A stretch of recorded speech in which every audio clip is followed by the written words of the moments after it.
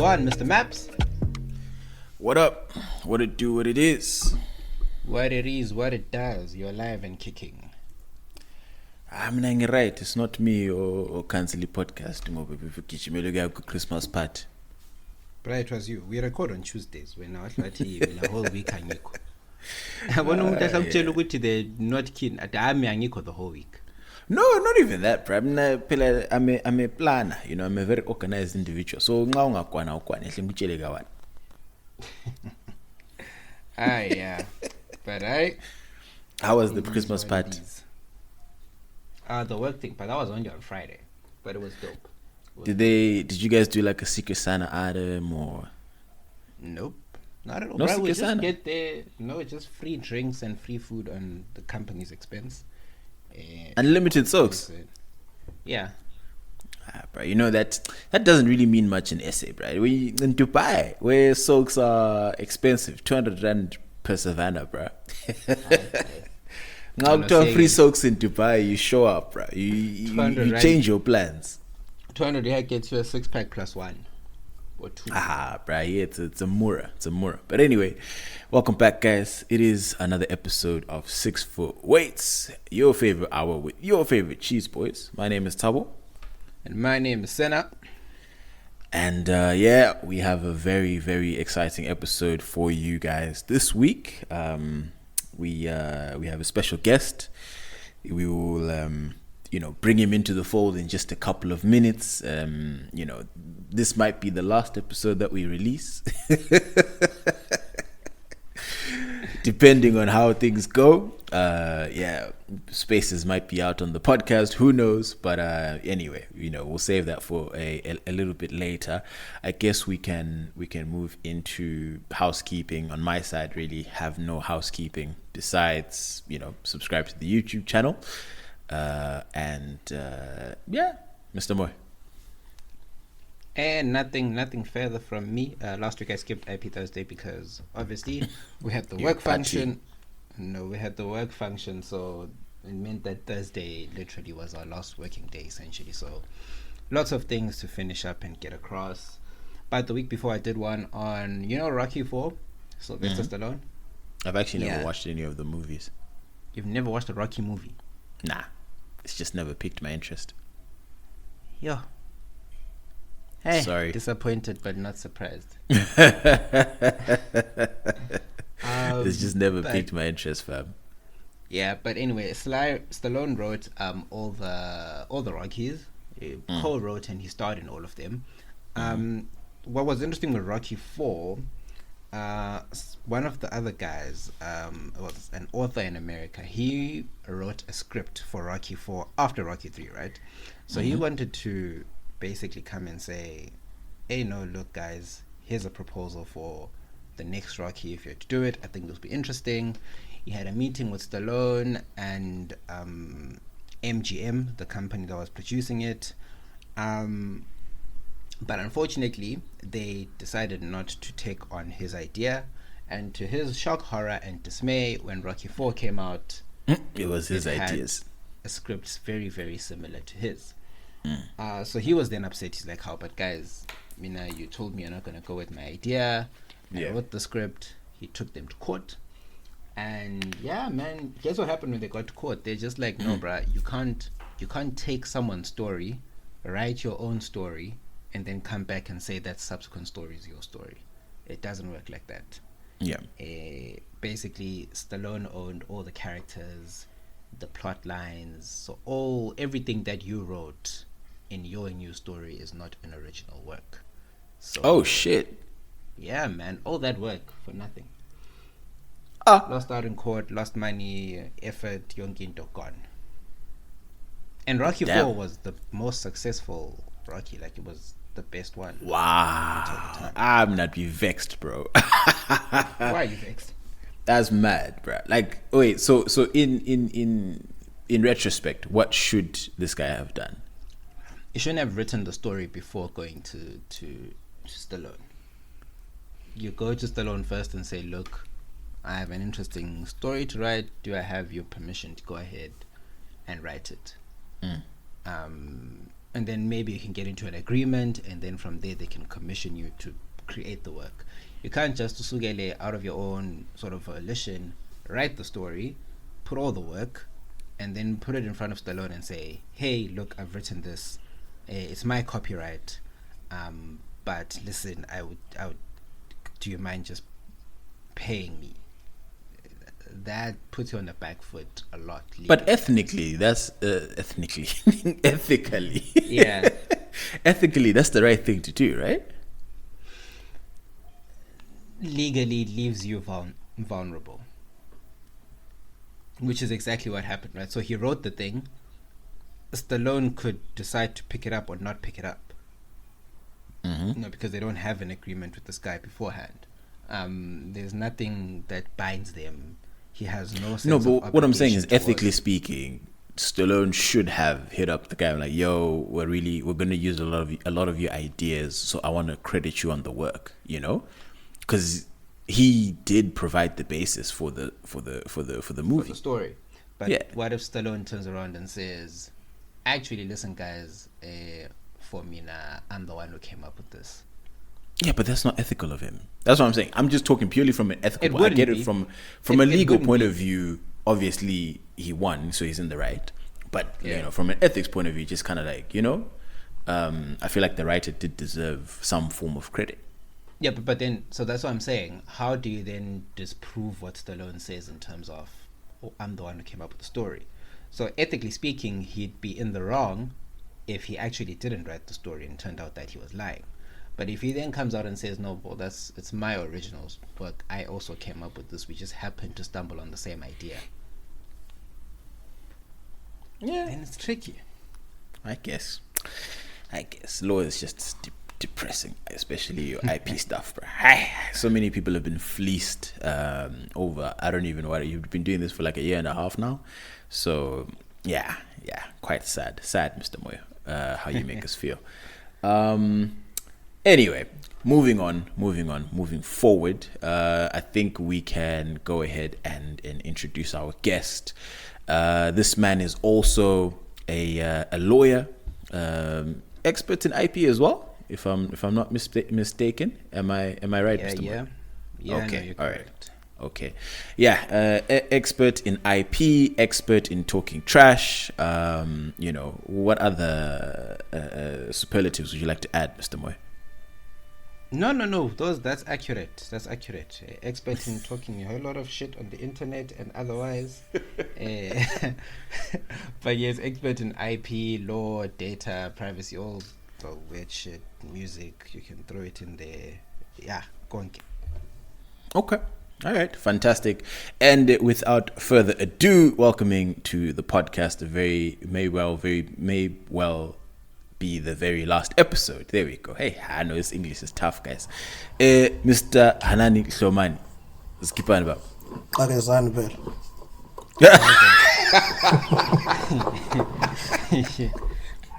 Standing ovation again.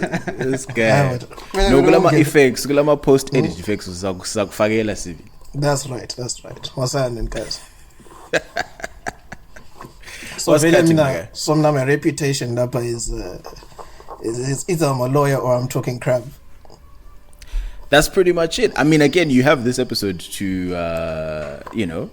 change the narrative. Prove the people right or prove them wrong. I'm Angelis Avon. I'm getting this item cancelled. Aye. This is not what we're here for. But anyway, Hanani, welcome to the pod.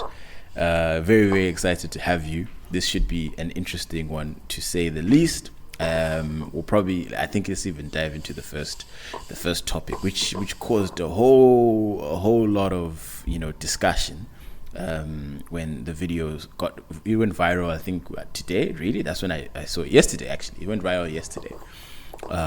And today a space was open, so that's how things are official, like things are viral. Unless you vula space, then you think that's it's replaced trending, is it? So anyway, Mr. Moy, would you like to walk us through the situation? Hey, Mr. Maps, why do I think? I feel like you've been the one in the spaces the whole day following the story. I feel like you're better positioned to talk about it, and I can chime in like where I may have other information, because I only read it today. I only came across it today, when you sent me the initial tweet. Okay. All right. Fair enough. So essentially, what happened? If I'm to cut a long story short, a gentleman and his wife. Again, I was going through all of this at work, so I might not have all the facts straight. So this guy has a V class, right? Red flag number 1. Very important. Money. Why is that a red flag? It's a red flag because if you got V class, I'm a politician, man. Which does in public service. Someone described it accurately. They said EV class is a family car that never seems to carry family. Which is true. I know, but actually that's probably what it was intended for, right? For sure. Family? Family in luxury. Yeah, absolutely. But especially in South Africa, if I'm like, guys, I've got the V class, y'all can fill in the rest of the blanks. It's pretty straightforward. But anyway, my man has a V class. So what V class is polo? Yeah, I'm a politician. From what angle? Sorry, excuse me. Since we're talking about reputations, no, the only other kind of reputation la engiyazi you mean is a polo. GTI specifically. Yabo, like into zakhona. But unlike. Okay. Alright, no, it's fine. Okay. Guys. As we move forward. Yeah. So anyway, the gent has a V class. He's at some club, right, with his wife, and the story has a bit of some plot holes. Somehow, some way, they happen to pick up some young ladies, and I think they decided to give them a lift, something along those lines. Again, I'll try and plug in the audio of the whole story. Yes. Just to chime in, the friend of the guy picked up the girls. I think they maybe wanted to chill with them or need a ride home, whatever it is. Guy's friend is the one who brought the girls. Okay, cool. Then it's fine. So anyway, Okusalayo is the V class had 2 ladies who were relative unknowns. I'm at 2K in my opinion, for as the rest of the context will enlighten you guys. So apparently, according to said guy, one of the hands was being super disrespectful, and it got to a point where I think said girl even insulted his wife. Was it his wife or his girlfriend? His wife. Yeah. So said girl insulted the wife and was talking shit and saying, hey, you don't know what I've been in better whips than this. Y'all ain't shit. Blah blah blah. So it got heated. So then the guy then decided to park at a petrol station and get the girl out of the car. Right? So she's been talking a lot of shit, and they get to the petrol station and he's like, yo, get the fuck out of my car. Get out. And he kind of manhandles her a bit to try and move her from the car. Said girl does not want to leave the car. So she stays on the seat, and then the friend kind of looked embarrassed. So like if you watch the video, she covered her face because obviously there's a camera there. She covers her face to be like, no, I'm not part of this one. So now the girl who was talking a whole bunch of shit before started apologizing. So in the video, she's just like, no, I'm sorry, no, I didn't mean it like that, so it was pretty embarrassing at the end of the day. So that's pretty much the clip. And then there's like a YouTube video where the guy explains what happened in full-ish. But again, apparently with my plot holes, I wasn't really listening attentively. But yeah, there was a whole lot of conversation online with regards to this particular situation. So I guess we can start with you, Senna, in terms of assigning blame and assessing the situation. Try assigning blame. I don't know, but it felt the whole thing because initially you just see, and that's how at times when you're getting along with your work day, when I talking about memes, right? It's not just jokes flying around after the fact. Yeah. And now you kind of have to catch yourself up in a way and look through comments and try and be like, manje kwenzenjani, what happened? If the guy's version of events is to be believed, and obviously we don't know if he's lying or not, we don't know these people from above, so but if his version is to be believed, then it poses a question of which actually Miguel, like if people are giving you a lift or they're taking care of you or whatever it is, don't be rude, like just be decent, be kind, be friendly, and then from there goes all right. But he suspects, and I think from the video, he thought that the girl was trying to steal stuff from him. So I think it was his phone or something that had disappeared. And then it opened a whole conversation about Uguti here. Sometimes you meet people at the club, Awabazi, Nobazi, do you guys want to come with us? They come with you, you go party with them. Next thing, y'all have a party, sleep over, whatever, and then they steal your things. So he says his initial overreaction was to, okay, this girl is trying to steal my phone, so she must get the fuck out. And he was, I think, warning other guys and other people in general with some of these people that you meet at the club or at Cubana or wherever it is, and you take them home, just be wary, because Yavuga the next day on a phone, they've stolen everything, they've stolen that, and you don't know where to find this person. And that, if you're looking at it purely from that perspective, you'd be like, hey, but girl child, come on now. I could need. I mean, personally, for me, I think I was kind of like at first, because I saw it out of context, like so I was just, it didn't make sense, right? So I was like, what's going on here? And my first thought was kind of like, Brian, this is the problem.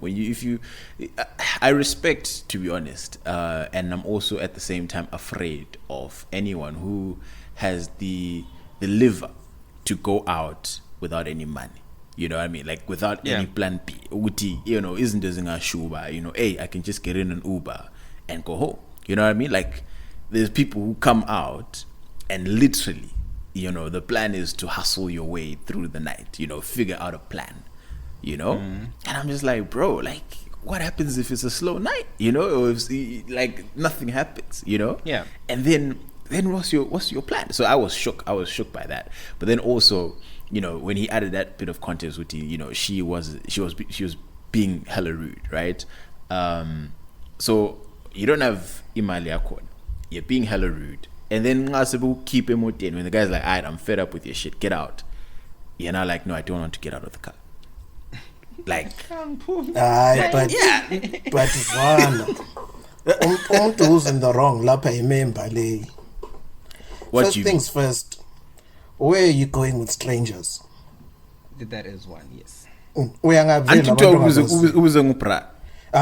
That's none of his concern. To pull two honeys on his ace. I'm like, it's like we're going out and then I don't know, Haxo, you're driving and then me, I pull two hands from Kiban. I'm like, to pull two hands. I think this is a movie, bro. This is not a movie, my G. Just pull two hands in Casanova. I'm shaking with two hands. From where? Not. Me, the story that I heard, perhaps, is on top of that, is that one key point that you missed out that I would have also been angry about is the fact that this one started chowing the other owns KFC in the back seat there. Oh yeah. Wait, what? Yeah. Oh, what the champagne? Yeah, no. Wait, so there was some food.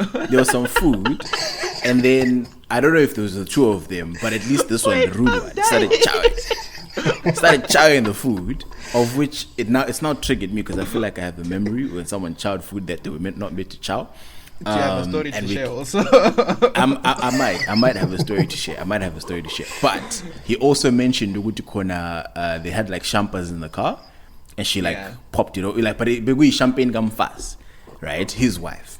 Yeah. And then she pops it, and apparently like the cork like hit the roof or something, damaged the car, something along those. Like he also mentioned that, of which there, I would be pissed if like I had, you know, a bottle of whatever for my person, and then when we try to vula without any, hey guys, can I open this? Then nah. Then it's a big problem. At that point, it's a big problem. But I think, Hanani, what you pointed out about, especially the Pelalapana, at that point, usually most places to get food so value. So usocabanga i-KFC drumstick yakho leyani uthi ngifuna ukufika ngifake ku-microwave ngeke yithi cha. Bro, when you're covered, do you even put the item in the microwave? You just chow, bro. I enter it in the microwave, bro. You have to enter it. You would be covered. It depends on how. Then you're not lit, bro. No, then you're not lit. Hayi ndoda thina ukuthi sakhula sile microwave ngikhaya yabo. Into sasijayela thina izinto from kudala yabo. Thina sasijayelanga ukuba lamagetsi yabona, thina sahlala eZimbabwe thina, you know, where there was no power. You come back from church and you have to chow Sabbath lunch cold. Chai lacha mfana. Bruh. So the whole beef was about food, I guess, which kind of opens the chat because because in the video the guy then says we are not Nigerian or something like that, and I think maybe black culture. I didn't hear that in the video. Hold up. There is a part where he talks about not being Nigerian. Yeah, there is. But there's a voice note that was released. There's a voice note that was released by apparently one of the Huns, who was saying that they jumped into the car with the guys, but they're going to the next club or whatever.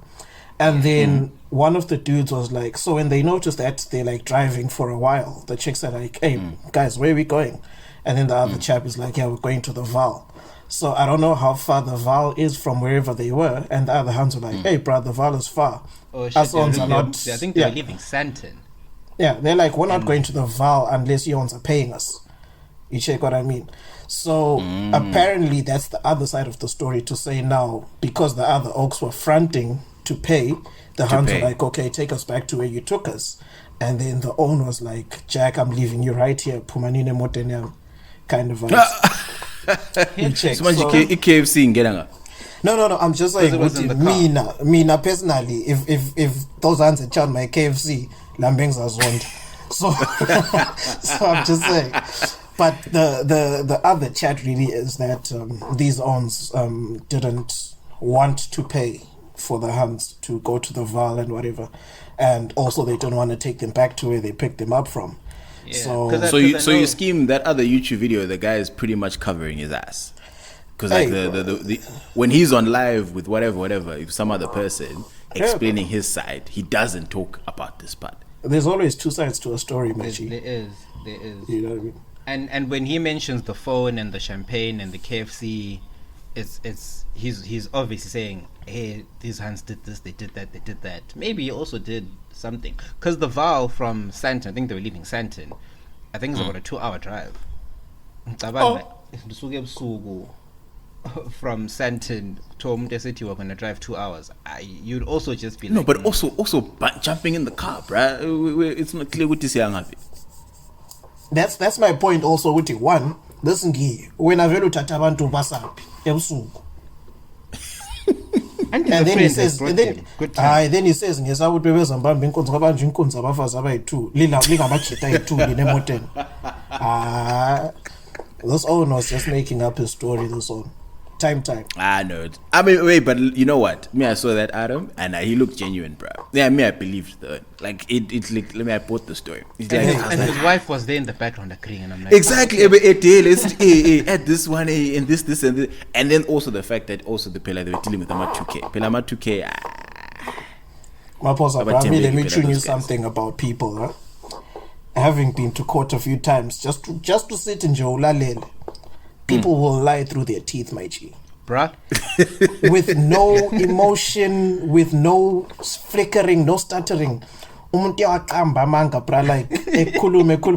and then afterwards, they present the evidence that says the total opposite of what this person just said. and they'll still stick to their story. Umuntu bra, umuntu mbono mesabe bra. Like, we caught you HD. This is you. That's not me. That's not me. Oh, they're like, bro, that's you. You even waved at the camera. I'll be like, I seen.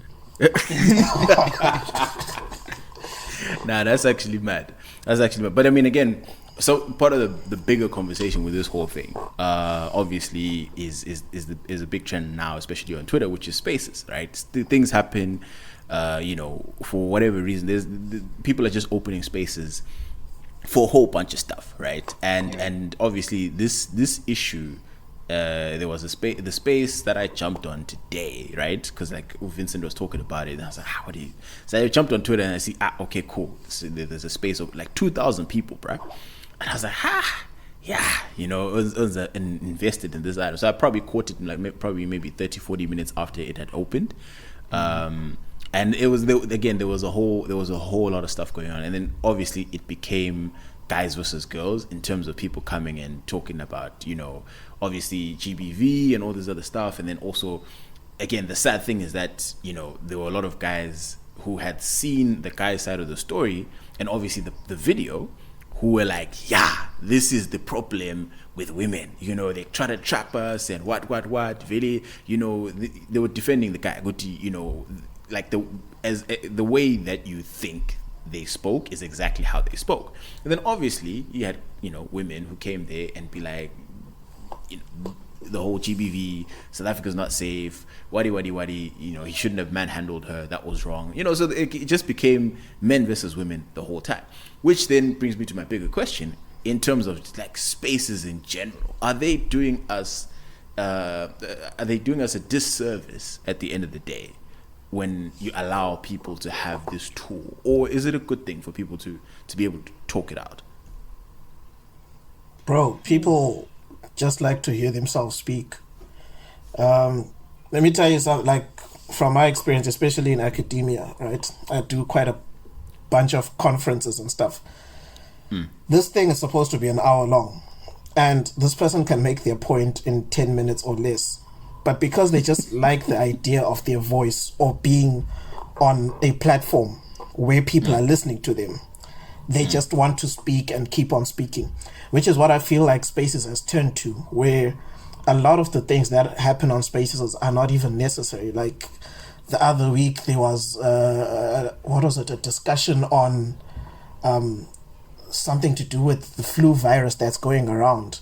I'm like, why is that even of interest to anyone? But for me, especially on my timeline, it's the same people over and over again that are speaking on Spaces. And I'm just like, okay, maybe we're seeing a trend here where people just want to talk. And it's nice to be heard, I guess, but it's really not necessary. I don't think this is what Spaces were made for, at least, not in my opinion. Yeah. I think they were kind of meant to open up. So what Twitter was never going to do was become sort of a Facebook thing where they give you more characters to express your opinion, right? Where you have unlimited characters and paragraphs to write your post. So even when people are like, yeah, we just want more characters, increase the character limit, they were like, we'll increase it from, what was it initially? Was it 90? Or was it 180? And now it's like 3 something. Whatever it is. It's a 3. Yeah, I thought it was like 240 or something like that. In the beginning. No. I don't know how many. The beginning. I don't know how many characters there are now, but whatever it is, Twitter didn't want to be that sort of platform, so they opened up Spaces so that if you can't condense your thoughts into a tweet, you can create a space where people can exchange, like an IG live type of thing, right? Where people can then have conversations, blah blah blah. Now, what has happened is you've got people that are abusing those. Not abusing is a bad word. But maybe just what Hanani said, you got people that just like hearing themselves talk. So anything, any slight little things, we disagree on something, open a space. Me and Tabo could be talking about something, all of a sudden someone has a different opinion. That really we can just move on from. Open a space, because now everyone must now hear us talk. You know what I mean, right? And it's because it's so easy, so many people that have outgoing personalities that feel like you guys need to hear what I have to say, they'll say it, which maybe is no different to having a podcast, but Time, the difference. Why are you shooting us? Time. No, you must be Friendly honest. fire, bro. You must be honest. It may not be different, but it kind of lacks. It very often lacks that structure and direction, and it deteriorates into a whole bunch of people saying a whole bunch of things, which oftentimes can be very dangerous and volatile. We'll get into that later, but yeah, man.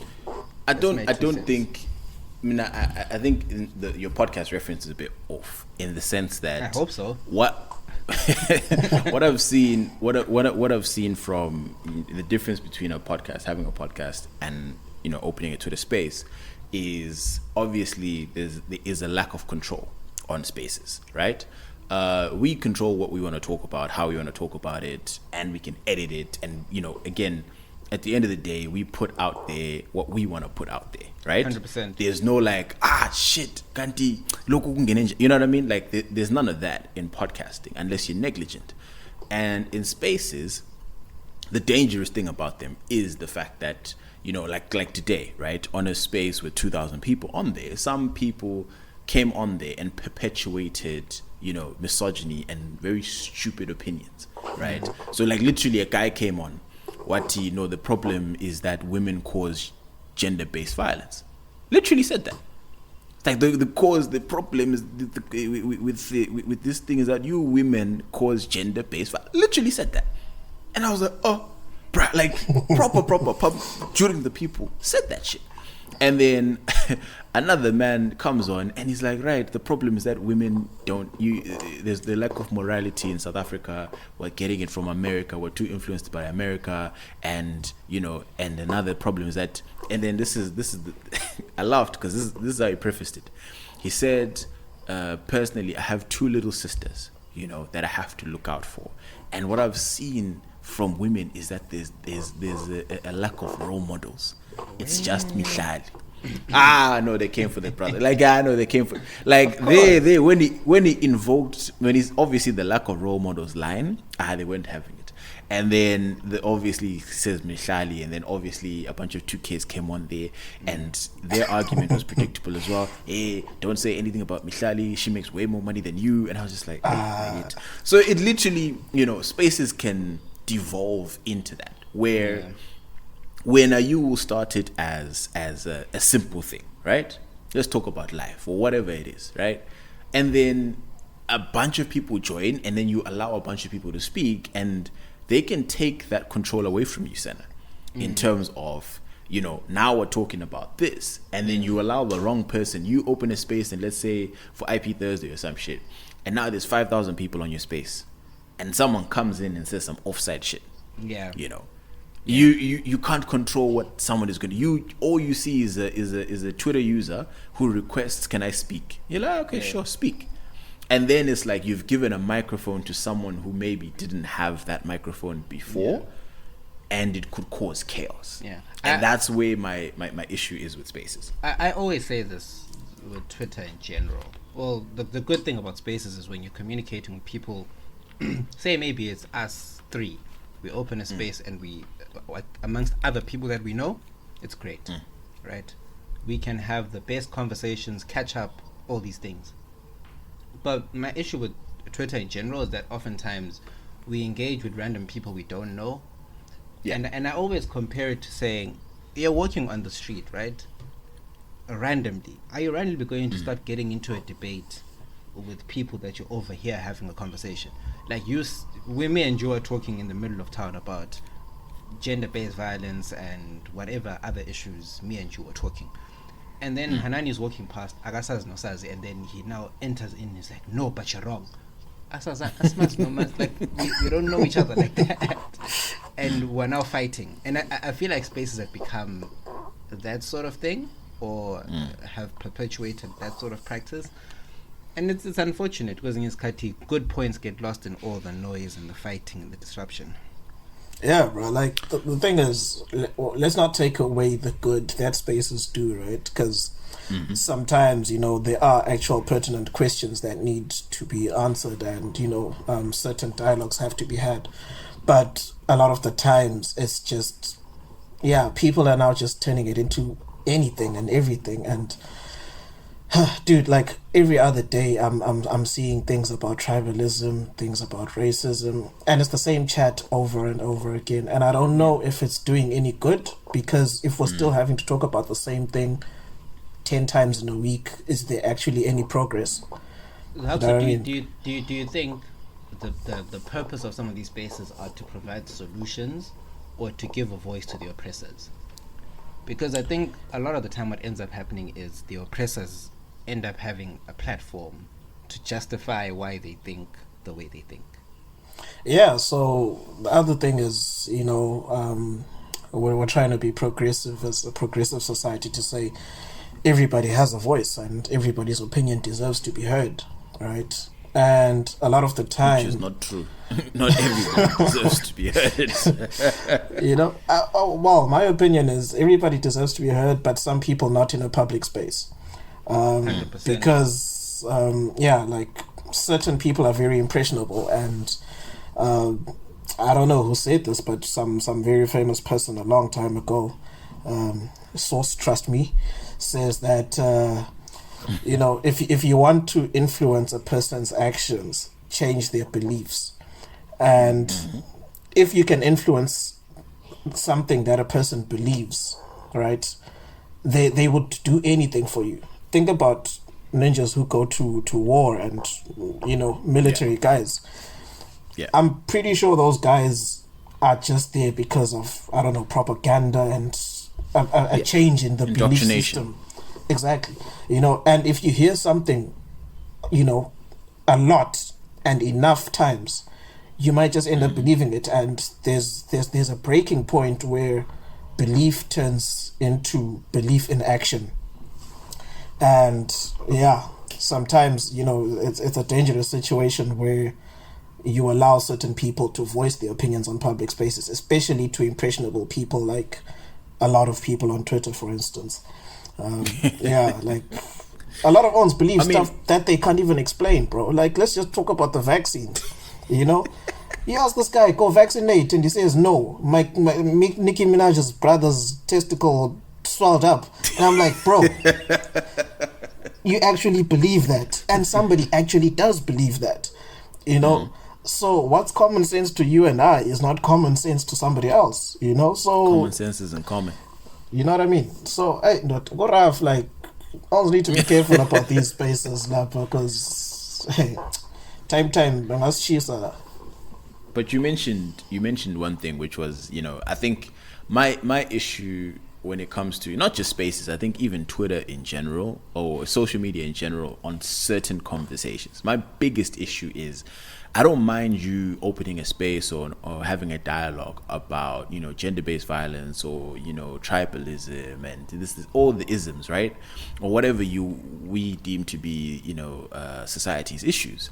But then if we're just kind of talking amongst each other, you know what I mean? So like if I open a space and I say, right, Chelsea is the best team in the Premier League, right? And a bunch of Chelsea fans come on there, and we're just kind of talking heads, agreeing, yeah, no, we're the best, you know what I mean? Like, I think a lot of those spaces end up being, you know, people that agree with me there, and we're just kind of agreeing on the same thing, you know?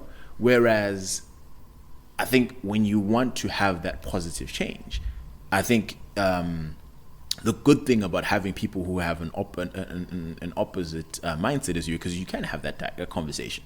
So if someone says, you know, or someone believes, you know, tribalism isn't an issue in Zim, then I will hear them out and be like, why do you think it's not an issue, right? We have that dialogue and we try to figure out that, right? And then hopefully that person sees my point of view and he's like, okay, cool, no, you know, based on this and that, okay, I'm now here, right? But I feel like a lot of these spaces end up just becoming, because I don't jump into the deep ones. I'm like, if I see something that's funny, I'll jump in, right? Because I'm just here for bands, especially on socials. you'll never see me in a deep ad. No, honestly, but some of these deep ads, I'm just like, you already know what people are saying before you even go in. You know, you like sometimes yeah, you already know. And you already know, right? Like it's just one of those things where it's like, come on. Which because I mean, it was one thing that me and you mentioned, I think 2 weeks ago. It's actually, I actually prefer being in environments, and even like in this space, hearing the different points of view of people who genuinely do not believe, X. And their thought process. I mean, a lot of it was dumb. I was like, brother, you don't believe in this. Yeah, I know it's not smart. But also, it was good to hear, okay, there's actual people who believe that. And then that helps me navigate better at the end of the day. Because I feel like, especially with I'm liberals in general, right? They put themselves in this bubble where they scheme, everybody sees the world the same way, right? And if you don't see the world the same way I do, then so you're not smart enough. Yeah, it's a problem, and you're not smart enough. Really, which might not necessarily be the case, and that's kind of just that's where it is. Me personally, I don't know. Which is the point? I'm up and down on. Which is the point, really? Like, you need to have such conversations in a controlled environment. Sometimes, fair enough. It's good to get the opinions of anyone and everyone. But a lot of the times, some people are not there for constructive debates. Some people are just there to fuck shit up. And that's it. That's all they're there for. And so, angazi. Yizo mdala. Yizo mdala. That should be the slogan of a political party, bro. Yizo mdala. But on a final note, Thabo, who do you think in that whole situation, kind of circling back and closing it off, who do you feel should have acted better, done better based on what you know? Or vele all parties? Yeah, no, definitely. It's definitely an all parties to blame. Everybody has a percentage in the blame pie. No one, I think, owns it completely to say, one person is in the wrong. Upra for nusaring 2 random hands, he has some blame. This guy for forcibly trying to remove her, he has some blame. The hand for refusing and being disrespectful, she has some blame. So there's plenty to go around. I mean, personally in that situation, obviously, because you can't put your hands on a woman, but your wife is there. I'm shy. Baby, I'm shy. Baby, I'm shy. Yeah, but I mean, it speaks can't to be that me, whole. but I think it speaks to that whole club culture thing. And how to touch on it? You're pulling 2 hands, and in my opinion, I interpret that to mean, surely there's something amiss if you scheme that you're just going to randomly just pull 2 people, basically say 2 hours away. You just met Anbazi into your car and you're just going to go. It's one of those cultures that leave everyone vulnerable to something, and it's dangerous for all parties. Yeah, I still maintain the guy is to blame.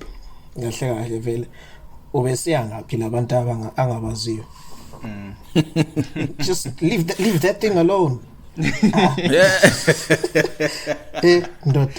Xa umuntu ekuchazile bra, thatha inamba zokufonela kusasa. Uthi namhlanje sesiphuma lapho sesihamba. No. Akwenza. Tell abantu elingabaziyo, bro. And then when they pull up with gats and then uns and polos pull up to your house. Why do they have to be driving? Can they drive something else? Can they drive Glenye member yami nje eyasuka lapha eCape Town. First flight out of Cape Town to Malawi when these hands had robbed him. Ezenze nu Dokshebeleza la. My ninja thought he could pull 2 hands. Let's go back to my crib. Whoa. They got to the house, started TV, laptop, wallet, everything. And then the next day, they actually catch those hands because they were also dumb enough to use his phone to order an Uber to their house. Yeah. And they actually dropped off. And they actually dropped off at their house. So that was fun. So they actually got caught. And then these hands had already sold like half the things, like Habo MacBook back and everything. And then the nigga takes them to the cops. They get to the cops, those hands pay off the cops. The cops tell him, hey bro, these hands are gonna come see you on Monday and they'll give you like some money to replace your stuff. Monday, this guy was getting... Monday, he was getting threats from random numbers telling him, we know where you live. If you don't drop those charges, you won't see the next day. Yay! If I tell you this guy booked a flight to Malawi in the next 10 minutes, fast, I'm leaving this country. I can't live like this. He was gone. SA showed him flames. If you're not careful, SA, Joburg, Cape Town, all these big cities can show you flames. Right. And I mean, if you're not switched on, there's so many stories of girls who've been taken advantage of having a good time. Similarly, there's stories of guys who then think they've picked up a girl at the club. You go back home, and she says, "Right, and then you're like, Malian, I gave you a service, on my money." And then from there, if you don't pay, she goes to the cops and says, "Hey, this man here assaulted me." Now you're going to be in even deeper shit. So I think for everyone, Hanani with this one night... Leave that thing alone.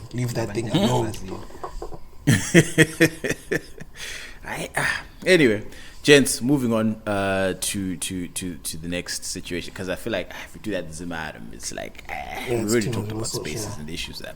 So I think we can move into some lighter, the comedic part of the podcast, and nothing better to cleanse the palate with the farewell of one of my favorite coaches in the world, for probably reasons that don't align with Senna's.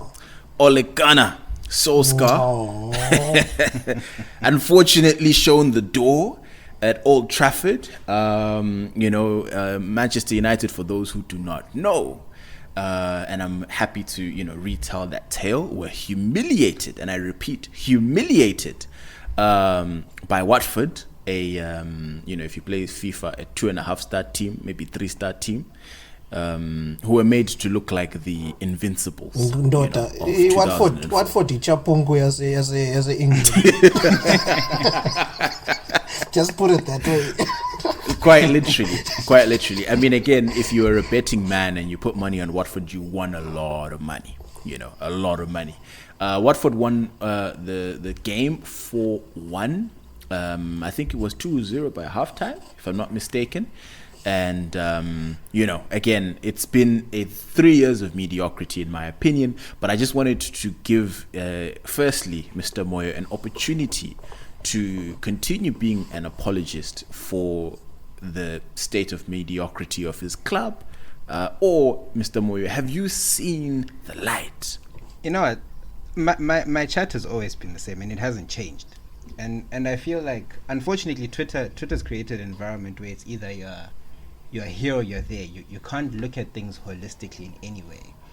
So my chat's always been, have there been better managers than Solskjaer? 100%. I think I've always said that. But from where we were and to the changes he was making, there was clear improvement.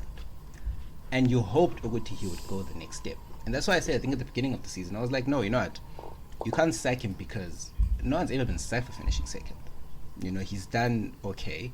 Yes, we haven't achieved. Well, that's not true. Mourinho got sacked and he finished second. No one's ever been sacked for finishing second. Mourinho was seventh. That's right. Maposa's correct. No, but the season before he finished second, is it? Yes, but then he wasn't sacked when he finished second. No, but neither was Ole sacked when he finished second. That's what I'm saying.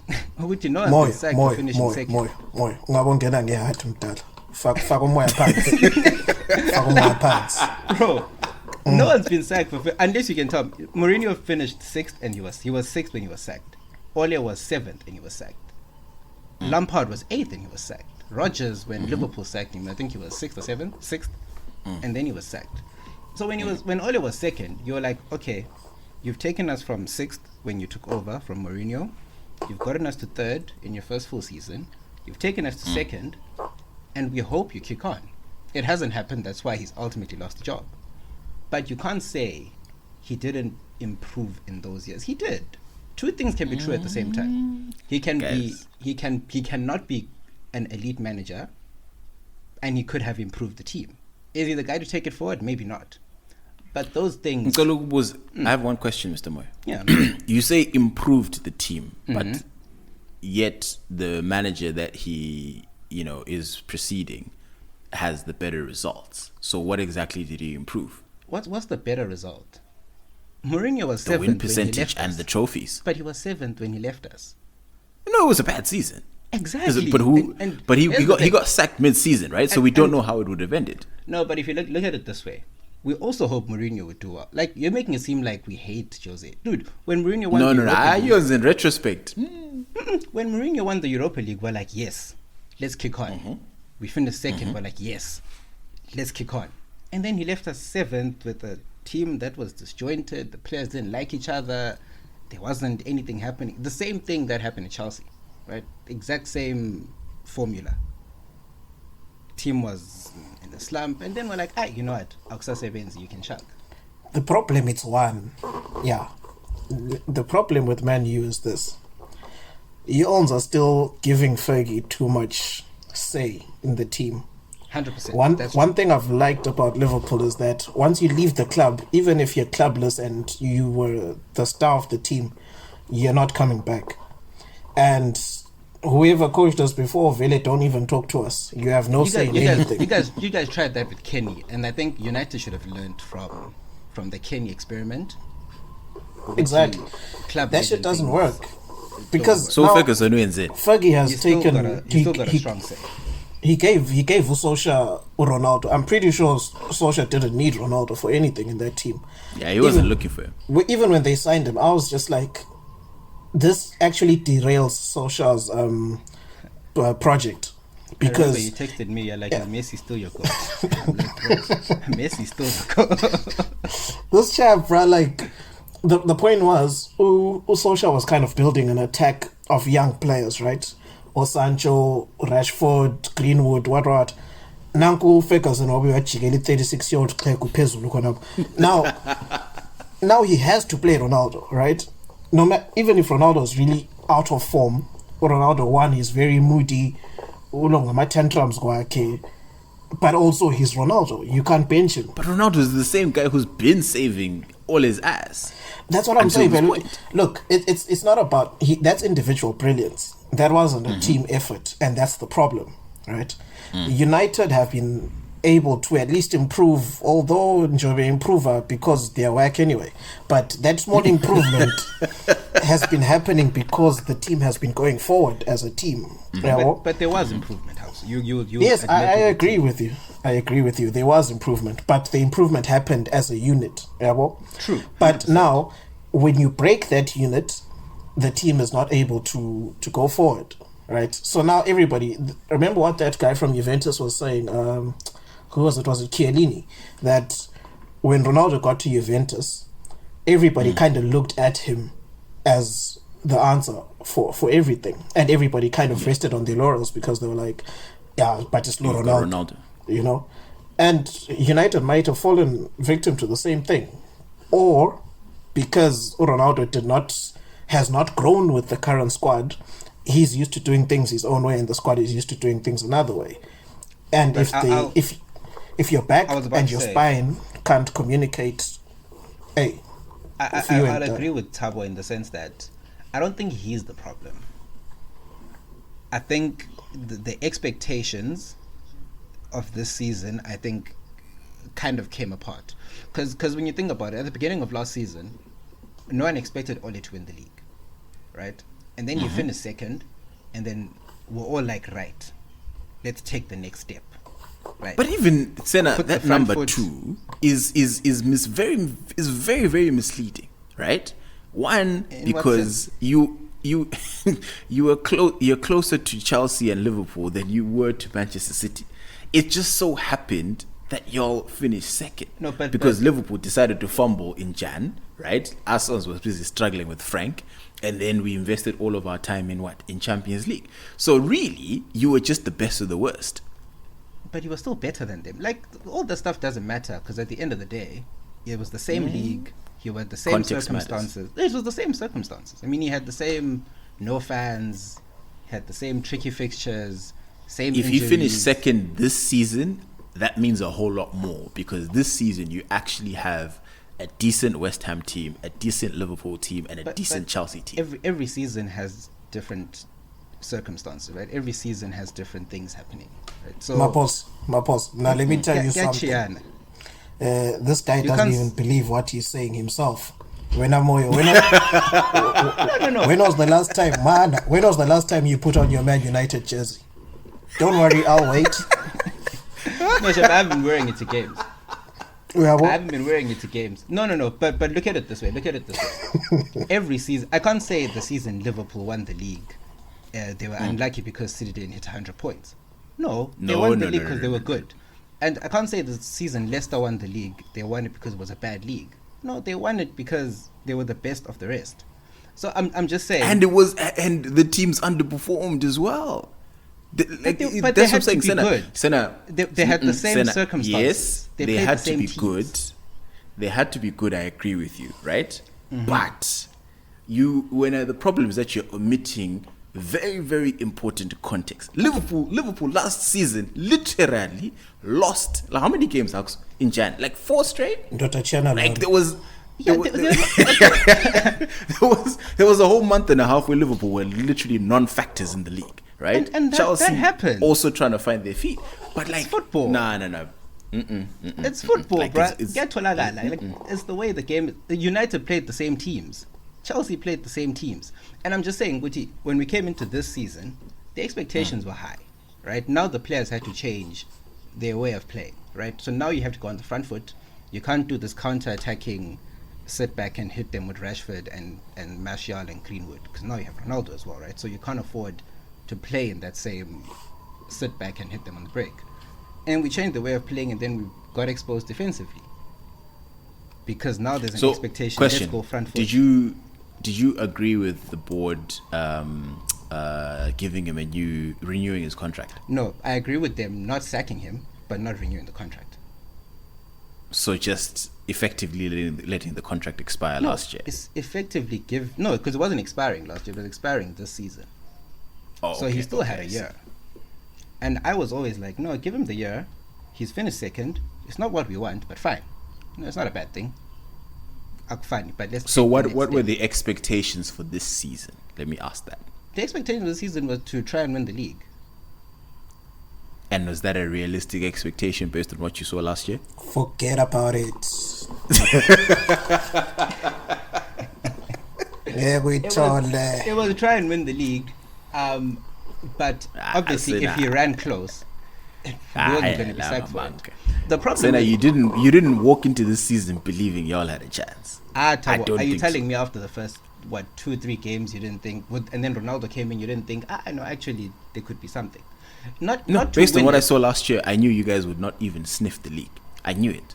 Based on what I saw last year. No, but you always hope that you can improve on that, and that's why you're always saying. That's why I said last year wasn't great. I'm not saying last year was the be-all great fantasy with which we all say, "Yay, this is what United is." No, I'm not saying that. I said second was okay. It's fine. You can keep your job, but improve on it. That's the same reason why people get time on the job. Improve, in your words, means right this season Sunga challenger for the league. Yes. That's what you mean. I mean, if we're 11 points from City, at least this time, not 11 points. But Moyo, the problem with that is you guys are not a top club anymore. Yeah. And I'm saying this with the utmost respect, not. But anyway, Swan, my point is this. Arsenal was also in this. Wait. No, Arsenal was in the same position, right? Wenger just kept churning out top 4 finishes, top 4. And then at some point they were like, this guy needs to improve. So it's for a challenger for the title. What do? Fire Wenger. What happens after that? Back to number 8. Axel Adir. You know what I mean? So sometimes just be happy with the fact that, hey guys, we're playing in the top 4. You know, no, but club is making money. You're playing Champions League football. Here's the difference, though. The difference then becomes in what Arsenal didn't have. Arsenal had a whole lot of things going against them. They moved to the Emirates at the same time that Abramovich bought Chelsea, and Liverpool improved, and then no, it wasn't. Yeah, it was. They moved around to about the Emirates like in 08 or something. Like, even like 2010 or some shit. No, in 2006. That was Really? the first season of the Emirates, and that was the 2006. Yeah, and that was the year after Abramovich had proper taken over. So Chelsea won the league. Arsenal didn't have money to compete at the same level. United were lucky because we had a crop of young players who then elevated the performance of the whole squad. So we had Rooney, Ronaldo, Tevez, who took the team to a new level. So we could sustain success with minimum investment. And then City also came up. So now we're now trying to play catch up financially and chuck money into it, and the whole thing's a bit disjointed in the executive level. But the Arsenal thing is a bit different. United can compete financially. The only difference is they're not doing it right. They're not doing it in a proper football intelligent way. And once we get it right, we'll be fine. The hope is to actually start making the right decisions. I remember uJesu Zaboya, but I really legally shame. I won't even lie to you, bro. No, but you guys need to take your bias specs off a little bit, because I'm saying United, the one thing we do terribly is we chuck a lot of money into the wrong decisions. Exactly. You guys are a business. You're not a football club. So get a proper sporting director. Once we get that right, we'll compete again. But we just need to get that balance right. Get a proper sporting director. And get a proper sporting director and tell that Ferguson on to go here, Lusa in Kome Plazin. Yeah, and Jones they'll still a top club. They'll still get the top players. It's just a matter of making the right decision. Like we meant, if you chuck 80 million and you get Harry Maguire, he's a decent defender. But I mean, he's not elite, right? So if you take that money and you start making proper good decisions and back proper football managers, we'll be fine. It's just getting that balance right, I think. Anyway, Mr. Moyo, as delusional as you are, we will continue to bask in Manchester United's mediocrity whilst the rest of our clubs, fight for relevant. When I was United, I think me personally, was it a fan? Was it heartbreak? Not even, I think it's just, on this podcast we talk more about United than Chelsea ever. Because it's not fun to talk about people that are doing amazing in life, right? Clubs that are doing amazing. Even when Lampard was being hit. Because class in exam. Kukhulunywa number 1 kumbe kukhulunywa number last. Ande kumnandi kuqala number last. Bese senza lama correction. Number 1 kalama correction. No, that's facts. That's facts at the end of the day. But the thing is, again, we will never forget the arrogance in which you man moved in the Ferguson years and the humbling that you have seen for the last 10. So obviously, when it continues to happen, you guys used to be a rival club. Lali stressa civil but Gatesi, it's like, one day, I know, law of averages, one day United will, recover and start winning again. But so for as long as it's not that day, I'm going to enjoy laughing at your club as many times as I can. Na enjoyment. Any little money. Any little loss. Exactly. Na enjoyment. Yeah. So anyway, Mr. Moy, there was a death. Moving right on. Yeah, we're going to speed through a couple of these. Is it FW? Yes. FW de Klerk? FW. Yeah. I've actually forgotten what the FW in de Klerk stands for. And I check it so I get it right. Does it matter? Frederick Willem de Klerk. Bro. As far as racist names go, that's pretty hard, bro. He literally has the word villain in his name. Bro. So I mean, I think it's tense. Hectic. So what panned, Mr. Boy? So he was partying there. So de Klerk was the last president of apartheid. For those who remember their history, he was the guy who was pressured into ending apartheid. He was pressured into releasing Mandela, and but he got like a Nobel Peace Prize for it, undeservedly. But then a lot of people over the years were like, bro, apartheid was fucked up. And he was like, no, I won't apologize. It was necessary. It was this. It's what did he call it? Separate communities, separate but together, like sort of sharing a land but then living separately. That's how he tried to justify it. And then on his deathbed, when Namakio was in his case of he only decided to apologize for apartheid literally just before he died.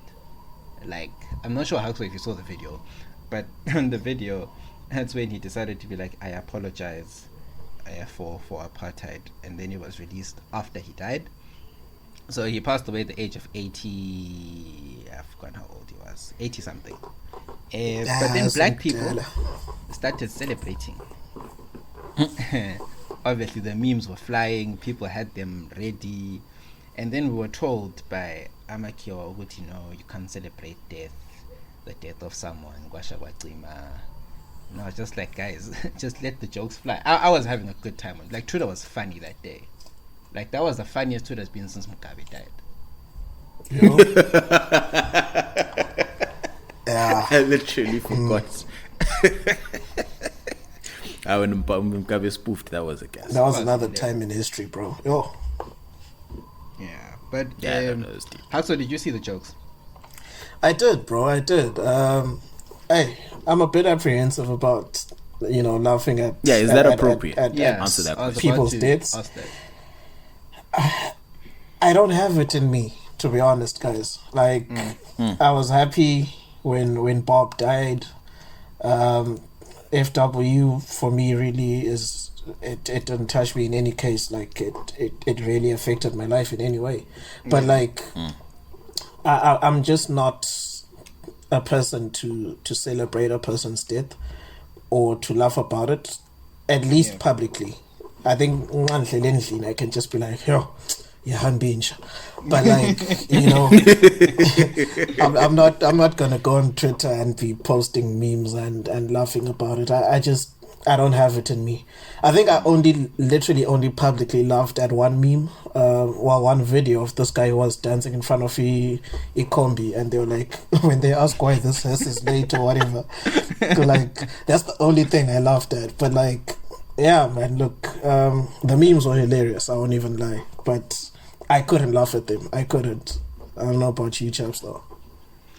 So I laughed. I wasn't posting memes, but I was laughing at them, especially like on Twitter. Like on WhatsApp, I can now come back and like just laugh and say, guys, that other app is being delusional. But on Twitter, like everyone being in public where like Abelungu are watching you and they can see you, there I was apprehensive for other reasons, more for perception more than anything. Because the next thing you don't want is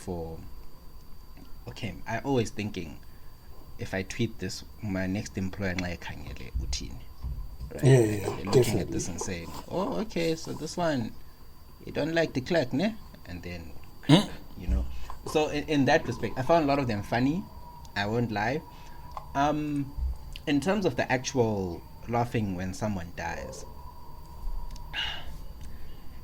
it's difficult, right? Because I think culturally we're all taught to be relaxed and somber and sad when any kind of death happens. But I think for this one, for me, I was just like, let black people express their frustrations however they want to. Because had he apologized in 94, I'm sure later on in life everyone would have been like, okay, sharp. Yeah, manga. It wouldn't have happened. Huh? Yeah, I doubt it. I doubt people would have forgiven him if he'd even apologized in 94. I think, bro, people are just wild out there, right? Twitter is, it's a circus, my G. That's all I'll say. Like, people can do and say anything on there, but most of the time it's not even motivated by real feelings. Half the time people are doing it for likes. And so FW's death, like, fair enough, people made a gas out of it and blah blah blah, but 80% of the people didn't even know what he did during apartheid itself. And most of the people are just saying this because, they're just celebrating because everybody else is. And it's a fun thing to do. Bandwagonism. Yeah, exactly, But hey, nah. I was just like, all right, cool, he's dead. I'm happy, I guess, but I won't be out there lambing Gita or something, you know what I mean? Okay. Fair enough. Fair enough.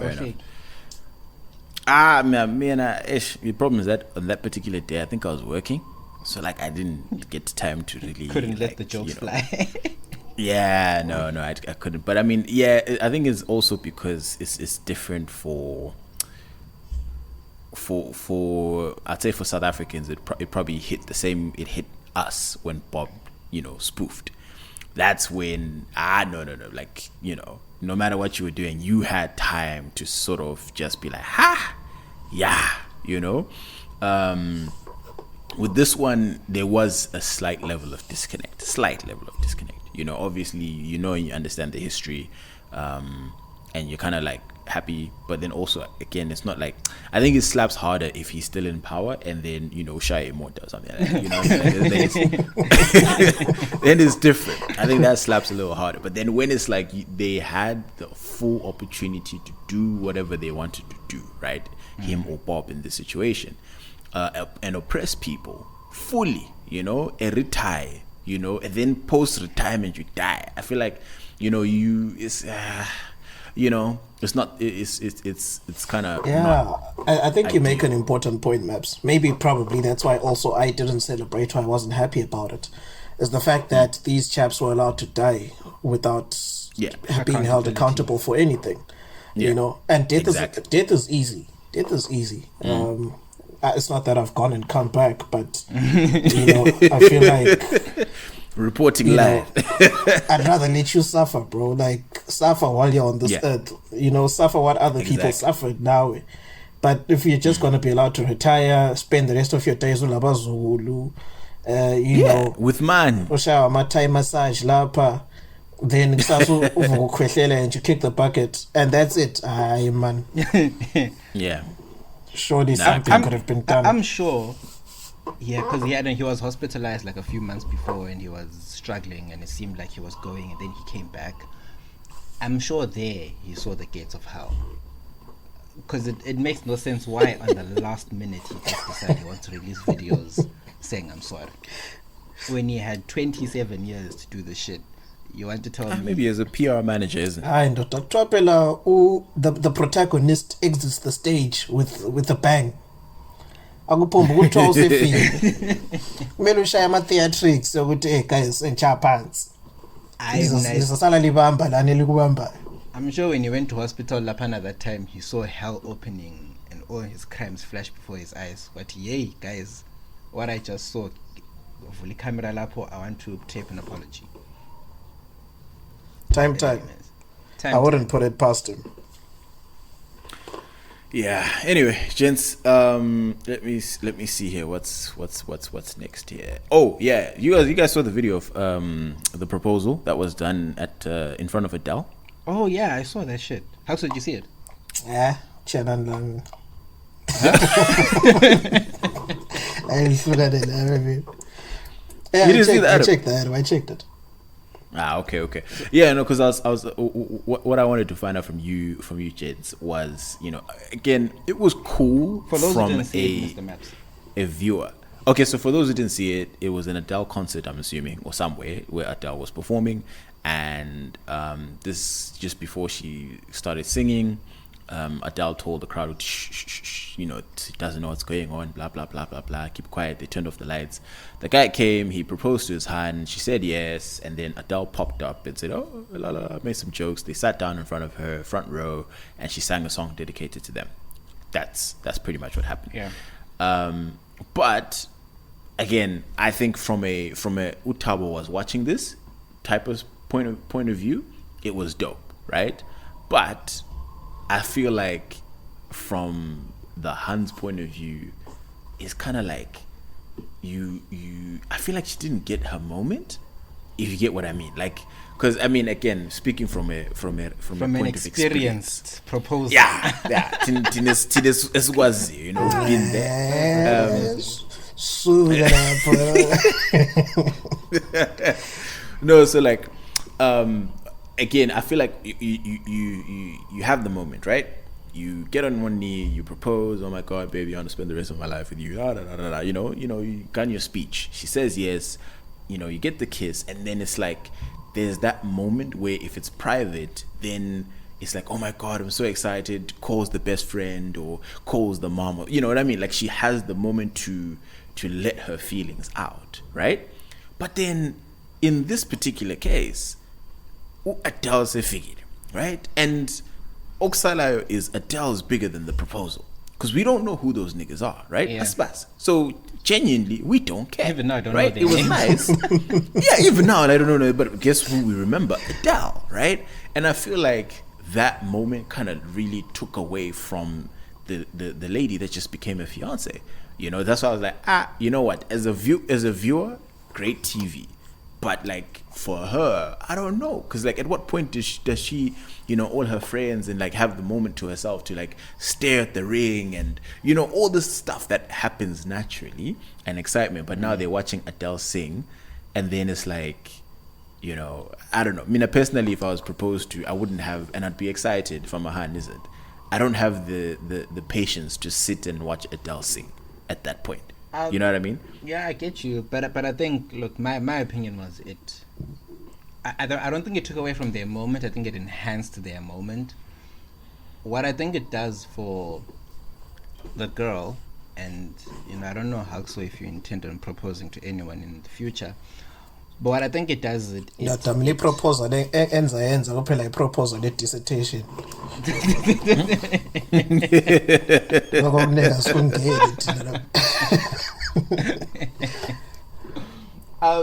What I think it does is it takes away the girl's kind of opportunity, and maybe this is all public proposals actually. You can't say no.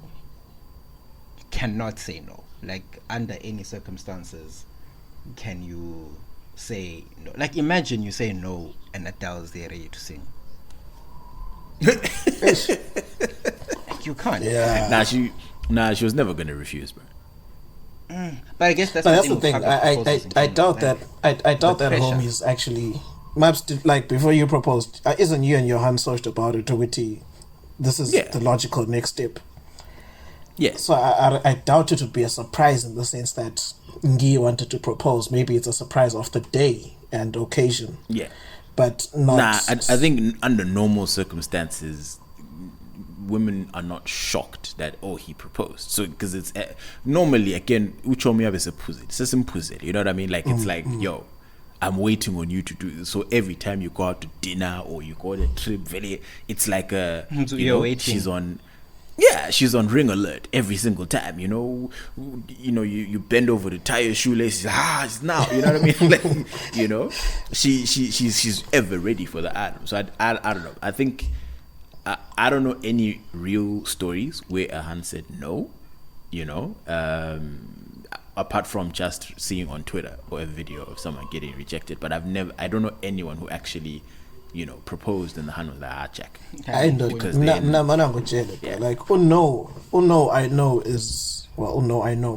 know is usually a private thing, right? So if you propose in public, apparently the decent thing to do is accept in public, and then time basically couldn't hey my guy, but I'm not ready. But you know. So I've seen one or two people or one or two followers, so to speak, ring. Then next week, you know, Axel ring. But ngingazi ukuthi uchithe umuzi, or you know, it was for the aesthetic ukuthi I said yes, angazi. But ndoda sihlukane le ndaba zabantu. Yeah, no, Charon and Linda was about to civil. But with that proposal, Adele, for me, it was, I don't know. And into that, maybe we didn't take into consideration is what that honey actually likes. right? So if she's actually like umtu who loves Adele, like, you know, number one fan, that could have been the ideal situation where straight after you propose to me, I actually want to sit and listen to Adele, and like nothing else in the world matters. You know, it's like if Usena was to be proposed to in front of Umandoza or some shit, you know. or Rozola, you know. Usena wouldn't want to even call anyone. So, hey, I'm Belapo. You know what I mean? Straight into the thing. And then you can, you know. But then again, where's Christopher Martin? But then again, remember like with a lot of concerts, like especially live concerts, you're not allowed to have phones, especially with these smaller ones. Yeah. So it might not even have been a thing to even think about calling anyone. She would have just known we're now here for the duration of the show. As call is a sibe happy Mutoami, you know, kind of thing. Sibe happy. Yeah, interesting. Mr. It's fine. Actually, yeah. Senna, what would you want? Would you want, you know, in the same situation, would you want her to bring, you know, if she could, Mendoza, Zola, or Chris Martin? Hectic, like to bring them. To perform. To propose to you. Just said yes. I'm trying to imagine a situation where I'm being proposed to and I don't really see it happening in my head. So already my mind is glitching. Well, I mean, if you're slow with your talking stages as you are with proposing, she might just have to take initiative. Hypothetical. Yeah, I'm telling Tralile was swine. Shit. Let me see. I don't think Zola has any songs that I would like to be proposed. Yeah. Play something by Chris Martin. But no, then Senna, it's the person appearing live. It's not good to play the song. Yeah. song. At your proposal. Then has to be a female artist, right?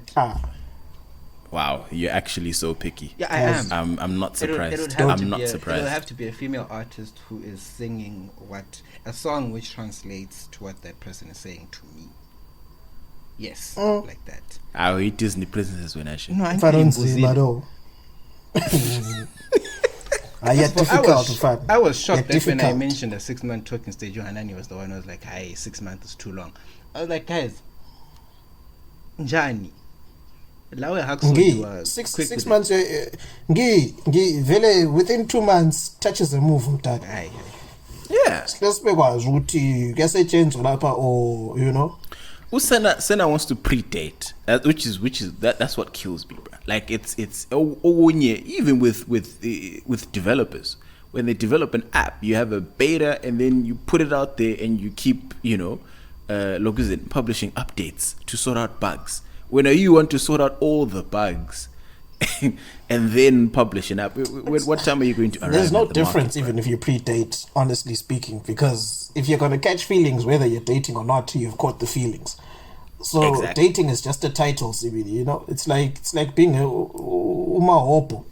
But then, you know, if you're working in an office but your title says security guard, you're not a security guard. You're not a manager. So, whether you're dating or not, but if feelings have been caught and every other weekend, liyahlisa and libasimli lolonke. Sekunjalo chairman. It's a fact. All right, Senna stays being delusional. I heard that thing, but it's anyway. Right. Anyway, so I wanted to quickly touch on something that Senna tweeted about a teacher. Yeah, you tweeted about a teacher that I had no love for, and she had no love for me either. Oh, okay. Hoodies. Yeah. Mrs. Mashash. Like, Yo, I yo, know that woman. yo. That woman did not like me. Wait, bro. I feel like she the CBC boys are ready to screen record and go play this for on Monday. But it's fine. Whatever. Wait, is she still at college? I'm not sure. She might be. I think, I know, the one thing I'll say, she was a really good English teacher. Like this, I think that's No, one she thing wasn't. I know she was terrible. I think you can't fault Nah, her on she that. was. No, she was. And I fault her. the one thing English, she was good, but I'll literature, fault she her. sucked. So I'll fault her That's all I'll for her say. people skills. So what happened is, well, for me, right? So I think I posted this on Twitter.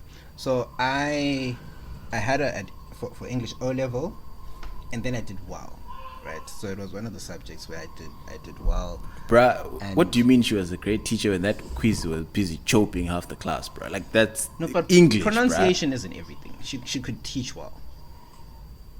Bruh, it's English. Oh, On the basics you can get. It's not Basics you about can pronunciation. It's not about anymore. pronunciation. Like that Aye. that makes it a little bit like a class thing where it's like the white teachers are then better. No, not the case. Like she was not even. Nah, I didn't say anything about white teachers. no, but it becomes easily that. I think her pronunciation doesn't really matter. She was great. Like written English, she could teach you how to write. All these things, she was amazing, right? So then, it was her and Jace Van. I did well in history and English O level, and the rest of my subjects I think were B's or something like that. And then, they tried to convince me to do both of them, to do literature and history for upper six, right? And then my parents were like, no, like, you are narrowing your options if you do those. Maybe pick, your more commercial subjects like accounting, business studies, computing, all them things. And then I went to tell her that, no, ma'am, look, I won't be doing literature at A level. Thank you so much. And then she was like, Senemi, so I'm so disappointed, my boy. The way I loved you. I'm like, yeah, ma'am, I know. But then, I spoke to my parents and had a conversation. Like, don't you want to reconsider? And throughout O level, she guided me through how to pass, how to get an A. And we did well. Like, she was brilliant. After I told her I'm not doing literature in upper six, she then never spoke to me again. Like the whole. Wait, hold up, Senna. Hey, but yeah, if I ask this question, I'll be exposing Ui. Hold up, Umashaju, was she that other set or the set? Other set. So I'm like,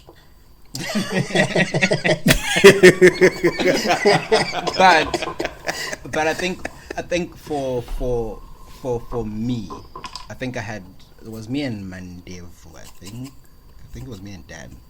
In terms of just that, she kind of like said, oh yeah, these ones from the set, you guys are the ones who are going to come with me to upper six and you'll do literature. And hey, bro, you dodged a bullet there, bro. And we were both like, no, no thanks. You dodged a bullet, my G. And I think you were one of the guys who you went to do literature with her, right? Yeah. So then after that, she never spoke to me again. I'd walk past her on the corridors and be like, hi ma'am, hi, and she just walked past like she was hurt, I think. And Fox even said the same thing, that when he quit debate, all of a sudden she was just cold. It's But yeah, tense. I remember. Me, even when I left her, because I had to I then did Express English in upper six with Apple. Oh, I did So, that too, yeah. Yeah, because we did, what do you call it, literature with her in lower six. Yeah. And in class, bruh, we were lazings, chabo 90% in dot. Very every test has bulala. Then come and write the Cambridge item. There's only one guy who got a C in the class. Everybody was sitting on a D or an E. Hectic. I was like, njani. So I was like, check, I'm not going to do the same thing twice with the same person. I went to Apple's class. When Apple started talking, like he's exposing these new themes and all these new things, and I'm like, is this the same book that I was studying with that other queen? And he's like, it's the very same book. I was like, yo, this is why Ons didn't pass. because there's two things that she chose to omit from a lot of the text. So the other text that we did was, one of them was nervous conditions. Yeah. Right. And you already know that's kind of like a big book in the feminist movement, you know. And with Apple, he didn't hold back, right? Whether it was anti-feminist or whether it was pro-feminist or whatever, my guy just put it as it was. Whether it was about race or whatever, he didn't hold back because that was the whole point of the analysis of the book. Whereas with that queen, she would hold back on certain issues that she didn't feel comfortable talking about. Religion was one of them. If there was anything to do with God or morality or whatever, she wouldn't touch on it. So you think it was like to do with her own sort of personal bias? Exactly. That's why I'm like, you know, like when I then did my literature again, and this time I did 10 books in 1 year, and I came out with a B, I'm like, I was exposed to so much more than I was when I was in her class, because she had chose to omit so much, you know, info that would have otherwise made everybody else pass, which to me is not what a good teacher should do. Just negligent. Yeah, like I don't care if you believe or you don't believe in God or whatever the case may be, but don't leave out that information if that's what the book is about, you know. That's why I was like, yeah. So then, because the whole tweet I think came from, or was like tweets who had an influential English teacher, but I think narrowing it down to English is not doing it justice. I guess I wanted to ask the both of you, and Mr. Maps, you'll talk about your relationship with the English teacher just now. But I wanted to ask the both of you, in your schooling life, do you have that one teacher that you look at and be like, yeah, that motherfucker changed my life? Or is the one like that sticks out? Me, it was probably John Spund. History. Yeah. Not even about the subject itself, right? Like a lot of our relationship was about outside the class, because like that guy was so cool in the sense that we would grind, like if we had 5 lessons a week, we would grind for about 3 of them, and then for 2 we'd just be sitting and talking about life. So that guy would just tell you all the gossip in the school, you know, different lessons about life. He'd be like, hey guys, when you leave the school, don't go out there and do this and do this and do that, you know, just those small nuggets of wisdom that you wouldn't get anywhere else. Yeah. And corruption as well. That guy taught us corruption, and then he also taught me how to pass my drug test. So our life was nice, bro. You'll come back and tell us about this one. I'm very curious if you are comfortable with this. Yeah, it's all cheap, bro. Okay. All right. Yeah.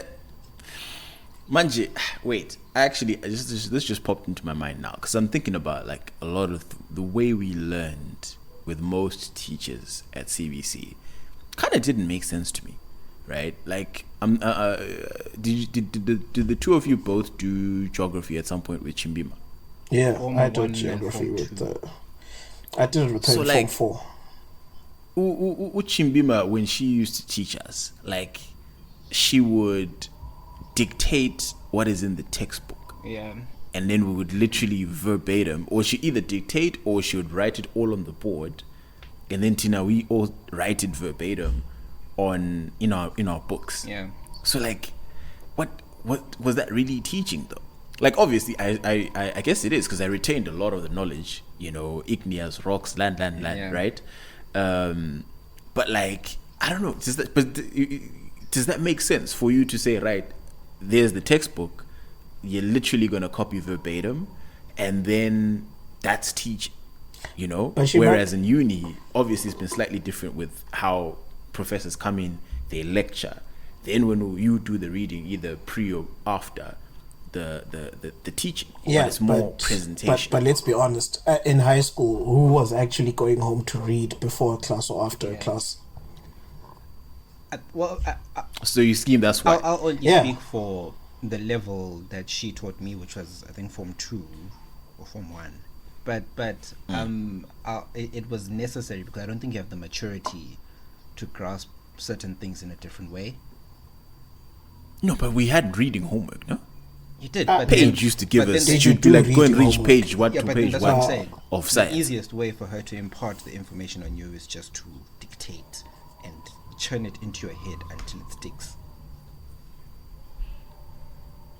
Okay. Most of them did that. Even Mhlongo, when I did Geo in A level, he also used to have days where he dictate stuff, and the whole lesson was just writing.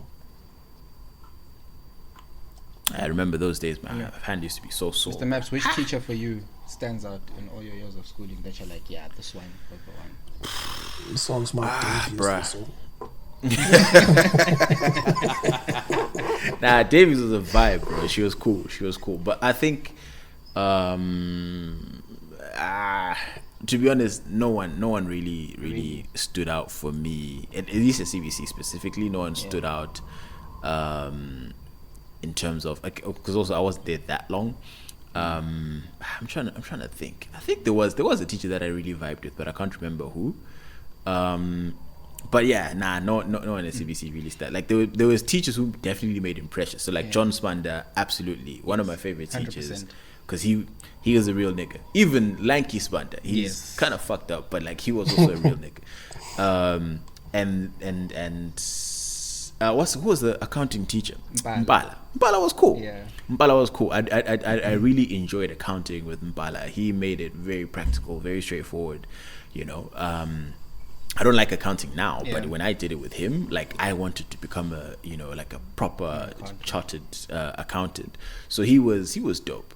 Hey, bro, I remember who was the other accounting teacher that was like downstairs, the lady SDA lady.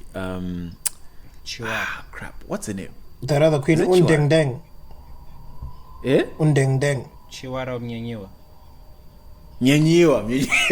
Undeng Deng. That queen was called Undeng Deng. Bruh, if you ever sat in one of her classes, bruh, the urge not to sleep. Lower 6, upper 6. I know that queen used to put us to sleep, bruh, effortlessly. Like, she was so softly spoken. It was a whole lot, bruh, with that queen. But I mean, in terms of a teacher that made me, really kind of like, alright, cool. It was when I was now in Ethiopia, Mr. Ryan. He was my English teacher, and he was, like, kind of like what Hanani said. We had a lot of moments where we just kind of talked about, education, life, like beyond school, outside of school. What are you thinking about? I mean, he was also my basketball coach, so I guess maybe that's what fostered that relationship. But, I think the teachers you remember the most are the ones that outside of the classroom impart something on you. And, I think it also serves as a base, because again, when you now move to university, you need to have one or two professors, that really, really, immediately. Because again, imagine how many, hundreds or how many thousands of students they've seen per year. And for you to have that impression when someone says your name and that professor goes, no. I know exactly who you're talking about, A, B, C, D. So, I'll probably give it to him. I'm a Shaju hater, guys. Funny enough for me, and I didn't like her back. You did say like you didn't like her. Like, this woman, nah. She picked on me, bruh. She literally picked on me. Like, bruh, that woman got me jacked for no reason, like on multiple occasions. And like anyone who was in my class can tell you, she had this thing of liking to send uns out of class, right? So this is how she'd get me jacked. Whenever we had English, Songo would patrol the streets, and like Chivele, you 10, not 10, like 11 lapa. Just Songo after just break. roams around. Just after break. Yeah, just after break, he just roams around lapa, and she would send me out, and I'm like, fuck, because now Songo's gonna roam and he's gonna see me from a distance. That shit was like intentional. outside. Yeah, that corridor by Mrs. Ross, where Mrs. Ross used to teach, that corridor lapa, and to be a Kanya, but if you look up to where Mashaju's class was. So Songo would see me, obviously, and then he'd be like, Sane, what are you doing outside the classroom? And then now you explain, he walks into the class, he's like, why is this boy out of the class? Mashaju, obviously, Spanish. Then, like, Sane, come with me. And then I get jacked. Like, it was like 2-3 occasions when that happened. And it was for no, like, bro, like, I would do one thing, and she immediately was like, nah, fuck this thing, get up. It was, no, bro. Momolana. V for Vendetta, boss. I'll say, look, for me, I like Mashaj, but I wouldn't put her right up there. Jay Spanda, like Hanani said, I think that was my first experience of a teacher being himself and just giving you the harsh lessons of life. Hey, bro, that one used to pick on Nyalila, bro. Are you sitting? Are you standing? Danielu. And surprisingly, the other one, and this is probably just because I think from Form 1 to Upper 6, he was just always there. And all my kind of, not bad experiences, but real, like, oh shit, this is life experiences at high school was with Svindi. Like, I think, obviously, I don't think he was likable to a lot of guys. But I remember first time he told me, what? He said Masendako when I was under 14. I think I was playing left wing or some shit. The ball came to me. I miscontrolled the winner for a throw in. Like when I said Masendako, I was like, are teachers allowed to say that? Obviously, you're coming from Whitestone, where it's like, oh, it's okay, just keep playing. That's a lie. Mr. Maffa didn't say that. Don't lie for my coach. Mr. Maffa was he'd never swear at us. He'd never swear at us. Then we got to CBC. Right, he swore at Michael once. Michael Pius. He swore at Pius. Anyway, continue. No. I think that was the first kind of real, like, oh shit, okay, we're big boys league. Then the first time he dropped me from soccer team, where he showed me I'm fired from soccer because I don't know, I wasn't fit. I also hadn't gone for holiday training. Decided to go with my family to SA, and I think we were under 17s at the time. And he's like, "Yeah, when you first team, and then I actually turned up to first team practice, and he's like, "Sen, what you?" I was like, "Oh, okay, cool." And those were like the first harsh moments where you experience disappointment, which were necessary as you're growing up. And he was always like, we'd have proper conversation. Even now, when I see him, he's a top gent. We didn't vibe with that barely towards the end of my high school. Because for some reason he pinned his children's smoking and shit on me. Like, can you tell us about the drug test? Like I had anything to do with that shit. What happened? Yeah, so anyway, at some point, Abafana College was smoking a little bit too much, and like the younger guys now, like I think those chaps could have been Form 4 or Form 3 were now starting to drink or codeine and shit. And now the problem with that is these owns were now starting to do it during school, So, Tina's weekend, we smoke whatever, normal after school if the occasion calls for it.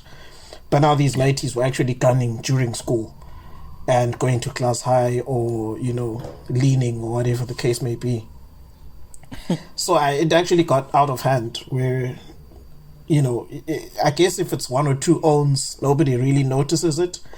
But at some point, even sportsmen were starting to become really slow or, like they became whack at sports. We took a knock on the sports field.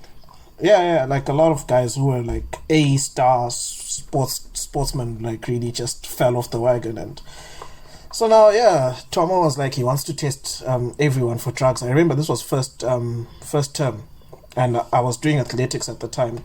And on that day, I was in the gym. Yeah, one gym on So at that time, I'm in the gym. And then Usmindi jumps into the gym. He's like, "Hey, so I test him bunch." I'm like, "I'm done." And I'm paying him. He's like, "Nearly test Daxasa." So I'm like, "Bruh, you can test me tomorrow. Me, I'm cheap." Hey, bruh, Kodapo, like I'd been smoking the weekend before. Because like, so now owns are doing Google searches and to say, "All right, how long does this shit last in your system?" This item says it can last up to like a month or something in the system. Hey, that day, some guys more tennis. I go spa, hillside spa, to go buy coffee, because apparently coffee can dilute, the drug test, the sample or whatever. Hey, ndoda sikunathi coffee lokho that night. Hey, my queen is busy asking, hey, kari namhla nathi coffee kangaka? Ah, mazalo ngifuna ukubala namhla. I nutted coffee. Then I got to school the next day. And then John Spander's like, oh, you look shaken up. What's happening? I'm like, hey, bro, these ones want to test me for drugs. He's like, oh, you smoking? I'm like, hey, Dr. Gurav. I was like, go get a 5-liter bottle of water and just drink that water. So that now say I sample yana kuphuma ngamanzi kuphela. Brian not advert. And I was in history class, huh?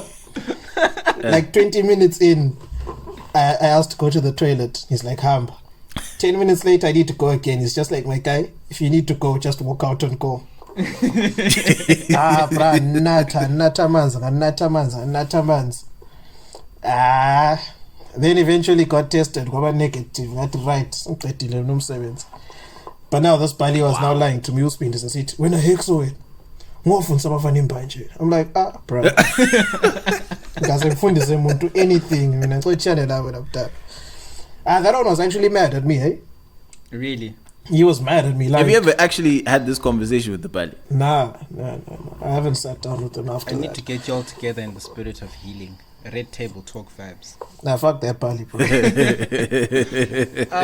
that nigga. A couple of ons were caught during that whole thing. I think I always look back and I'm like, it was a low moment for a lot of them, or a lot of guys. But a couple of guys were caught, and I was like, because you know when you're outside looking in, because obviously I wasn't a prefect and I wasn't in, I think it was prefects, first team rugby, and which other guys?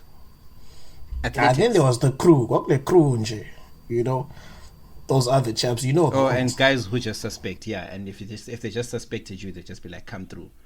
And I was always like, Luana, I'm sure. And then when Haxo beat it, we're like, guys. I was like, I tested. That was clean as a whistle, bro. You know what the funny thing is? Just by drinking 5 liters of vat. You know what the funny thing is? The minute I left high school, I stopped smoking altogether. Like, I haven't smoked since 2013 or something. Yeah, you haven't touched weed at all. Even now, you're just always like, nah. Like, I don't know. Like, anything when I could actually do it, when I could actually do it, I was like, I don't want to do it. So I don't even know why I was doing it in high school. It's kind of a messed up story, eh? Nah, I think you outgrow certain things, potentially. Yeah, I might have done it too early also. That's not... Well, you're better for it now. But for anyone listening on how to beat a drug test, we have college athletes who get tested on the regular. You know, just grab your 6-liter bottle of water. I don't think it's a particular brand, and I think you'll be good to go. Please put a disclaimer that results may differ. So if you still test positive, look at Wikiti and say, guys. Don't say 6 foot weights told me, because we will deny it. You know, we'll go to court like Haxo said it. We'll deny it. Man, that's not my podcast. We won't want to record the podcast. Also have audio evidence. For the city, hey, matot. Na that day, mina nganzi Malawi, mina ngazi likhumana. Straight. I'm like, I wasn't there. Bro. Senna, you wanna do Siyazama? We move it to next week. We can just do it quickly. We might as well, since we're here. Yeah, I'm from Siyazama. Again, see is winking as avant. All right, so let me just go through this. This is from one of our listeners. Haxo, are you listening? Mr. Max, are you listening? Bro. Corner. Right, so this person says, I've essentially been put off dating white men because they have just been placing the bare minimum and I don't understand it. So I live with a lot of people, and one of the people I live with ended up showing some interest, like literally in the last week before he left for another city. I've always liked this guy's low key, but it's a very messy place to date in my building. Anyway, he asked me out to a concert and dinner just before we left. Told me he liked me on a roof. It was cute, and he said we should keep texting when he left. I feel like there's a lot of things left out in this whole story, but it's fine. Anyways, this boy can't text to save his life. I was trying to be understanding that maybe he liked calls better. Even when I shared my pain, there was no energy. I'm like, okay, maybe it's a white people thing. So she sent a screenshot of when she's texting this guy, and literally he's like minimum vibes. He's sending emojis. She's like, hey, crazy thing about you just now. Your message came. Have an awesome Monday. And he's just like, likewise. Thumbs up. Sharp. Wow. Anyway, what's up with all these gang signs? I'm like, it really can't be a cultural difference because what the fuck? Then I asked him if he preferred calls, and he didn't say anything. I tried to call, and this is when I packed my things and left, because why confess your feelings for me when you can't keep it up? Anyways, his message to her, I think, was, just saw that you called. In the mood for some peace and quiet tonight, though. Sorry. That was his text, all of it. This is sad, bro. So she goes, maybe white dating is the very bare minimum because I don't understand it. I laughed so hard when he sent me this text. Anyways, I have enough dating mishaps to carry Siyazama every week. And we're like, I said to her, come through. At this point, we need your own segment just for your stories. But Hatsu, you're about to say? I know. No, I was gonna say, I could have told you from the onset that this guy just wanted to smash or something. Like, so. why would you confess your feelings for somebody so say 1 week or to hambe? Oh, you scheme, you was trying to hit a touch and go. Yeah, I scheme, you was just trying to, chase my last step as a child pants. Because... yeah, that makes sense. Not really to pin it on his race or anything. I mean, there's a lot of interracial relationships that work. But... hey, I want to give him Dr. Phil for a second. Like Ohms. Ngingazi though, because apparently Ohms make effort where they actually like somebody. And I doubt that it has anything to do with race or anything like that. But if this Own is replying a CT, yeah, today I'm just in the mood for peace and quiet, then you were never that important to begin with. Leave that thing alone. Leave that thing. Nah, that's facts. No, honestly, because I think you're onto it in terms of Lapana when you said, the guy probably just wanted to, smash and go, because for someone to go to the extent of taking you out, and then wooing you and showing some level of interest, and he spoofs, leaves the city, then after that everything is dead. It's just bare minimum. Just I'm replying because you sent me a message and I have to reply, and I don't want to blue tick you. And then at the end, you end up saying, "I'm in the mood for peace and quiet." Aye. Nah, bro. I mean, I personally have titties at that. That's rude. Yeah, that's rude. Why I think there's something missing in the concert dinner rooftop night. Because she says, he asked me out to a concert and dinner just before we left. He told me he liked me on a rooftop. It was cute. And then he said we should keep texting. I think in there, maybe something happened. Maybe something didn't happen. Maybe the guy hoped something would happen. I think you guys are absolutely right in the sense that I think this guy just wanted, a last hurrah before letting it go. Because at times it can happen with you live in the same building or you're close to someone. And you're admiring them from Kachan. And then now all of a sudden, just because you're about to split, all of you, but let me just try. One last throw of the dice. At times it can work. I remember before we test our pen. Oh, teacher, Fagis out the sandling up. I'm here for a good time, not a long time. It could be one of those things where maybe the guy's always wanted to be with a black girl, and he's always been meaning to just be like, let me try something. Yeah, really with these trials, that's their spilio in these ones.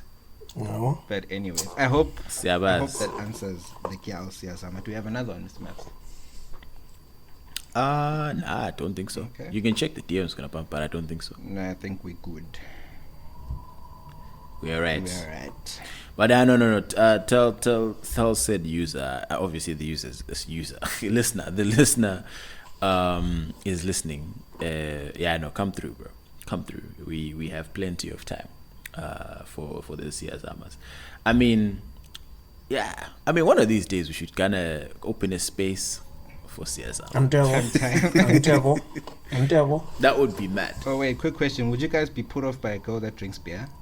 This is one that came through the DMs. I forgot to answer it. Oh, yeah, no. I don't smoke, bro. Because I don't like beer. No, absolutely not. Hate up. Absolutely not, bruh. When you're not beer, what? No, I'm not beer. So now, what would I be doing? Kichimisa and labubafo. Like it's unnecessary. Yeah, that explains it. No, the thing is, the problem is, beer, right? Already, if you've been drinking all night and you've been sipping beers, the breath is just beer breath is terrible. Beer breath is just terrible, in my opinion. And again, this wasn't a girl who drank beer, but this happened in uni. A long time ago. I was at a party and there was this one white chick. She was drunk out of her mind, bro. Out of her mind drunk. Like it was I was shocked that the person, she was even like upright and for like functioning and stuff like that. So I see her, she sees me, and then I'm like, oh, okay, cool. But then obviously I'd seen her like different points during the night, and I was like, no, this person is drunk, right? So I'm doing my own thing, I'm with my friends, and at some point she tracks me down, right? So she turns me and backs up into me. I was just like, okay, fine. What? It is what it is, whatever.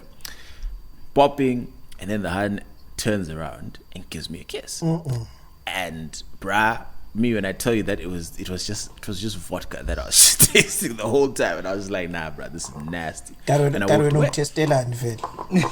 Hi, like I was like, bruh, like it just wasn't. You kiss when I ibeer itestwa yaphambi kumuntu uyakumothula kuphela chills ungaqala ukutesta. I've never noticed a no. Complicate things for yourself. Me, I don't mind personally. It's like, no from me. It depends also on which beer, like I don't think I would smack if my honey was an avid beer drinker. I know certain honeys just prefer to drink beer on certain occasions, like one danger I get ask it's nutty beer or something, but umfazi wami engawambi black label. Umfazi wami engawambi castle.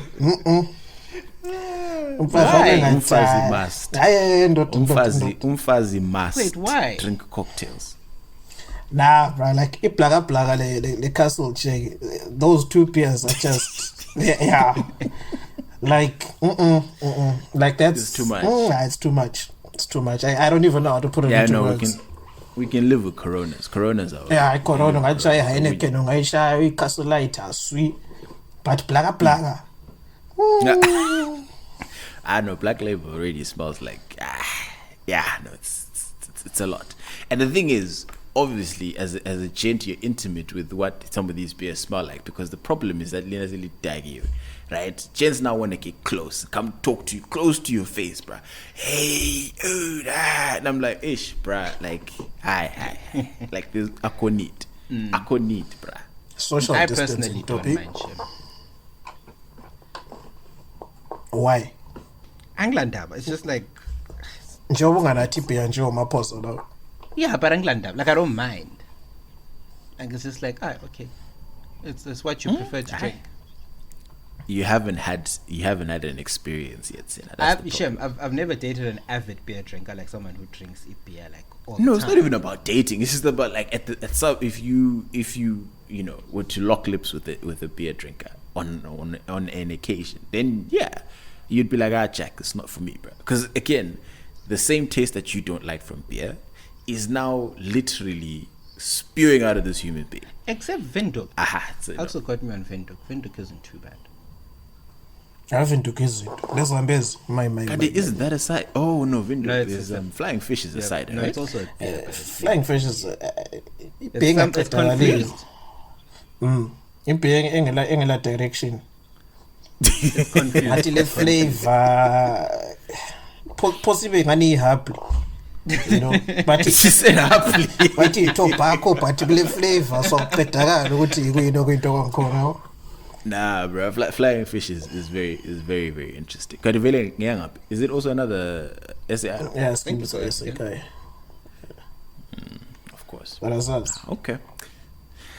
Hi, yeah, gentlemen. I think Mr. Moyes, this is sharp. No, we're good. That's all of them. Chilled. It's been 2 hours. Every time really we miss a week, we make sure that we do 2 hours to make up for last week, and so that the people them don't come for us. So they should know to expect this. Little butter line. Yeah. Little butter line. Sakuluma offline. Alright, is sweet. Sakuluma offline. So that to me is something nice. Tumeze happy. Ebandai. Is sweet. Just check address, we'll sort you out. Don't worry. Sena will sort you out. Hey, how many people do I owe money? This guy It's great to podcast. Hey, that time I still owe Haxo sheets from something last week. Once I have strength, I'll talk about it on the podcast. Okay, but anyway, let's wrap it up here in terms of the formalities. Mr. Axo Siabonga, thanks so much for coming through. That's right. Very well done.